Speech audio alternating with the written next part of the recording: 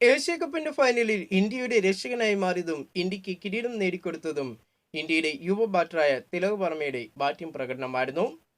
പാകിസ്ഥാൻ ഉയർത്തിയ 147 റൺസിന്റെ വിജയലക്ഷ്യം India 5 wicket നഷ്ടത്തിൽ മറികടന്നതും തിലക് വർമ്മയുടെ ഉജ്ജ്വല ഇന്നിംഗ്സിലൂടെയായിരുന്നു.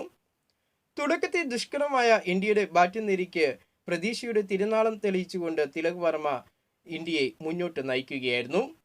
20 റൺസിൽ ഇന്ത്യ സ്കോർ നിൽക്കുമ്പോൾ 3 വിക്കറ്റ് നഷ്ടപ്പെട്ട് ഇന്ത്യ ബാറ്റിംഗ് തകർച്ച നേരിട്ടപ്പോഴാണ് തിലക് വർമ്മ ഇന്ത്യയുടെ രക്ഷകനായി അവതരിച്ചത്. സഞ്ജു സാംസണെയും ശിവൻ ദുബെയും കൂട്ടുപിടിച്ച് തിലക് വർമ്മ നടത്തിയ രക്ഷാപ്രവർത്തനമായിരുന്നു ഇന്ത്യയെ ഏഷ്യ കപ്പ് ടൂർണമെന്റിൽ 9ാം കിരീട ജേതാക്കളായി മാറ്റിയത്. 4 സിക്സും 3 ഫോറും അടക്കം പുറത്താകാതെ 53 പന്തുകളിൽ 69 റൺസാണ് തിലക് വർമ്മ നേടിയത്.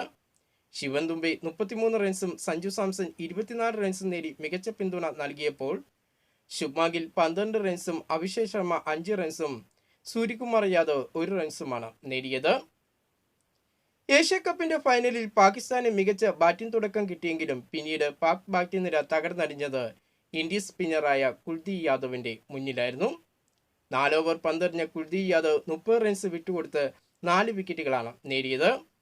ഇതോടെ ഏഷ്യ കപ്പ് ടൂർണമെന്റിൽ ഏറ്റവും കൂടുതൽ വിക്കറ്റ് നേടുന്ന താരമായി കുൽദീപ് മാറുകയും ചെയ്തു. 33 വിക്കറ്റുകൾ നേടിയ ശ്രീലങ്കയുടെ മുൻ താരമായ ലസിത് മലിംഗയുടെ റെക്കോർഡിനെയാണ് കുൽദീപ് യാദവ് മറികടന്നത്. ഏഷ്യ കപ്പിൽ 36 വിക്കറ്റുകളാണ് കുൽദീപ് യാദവ് നേടിയത്.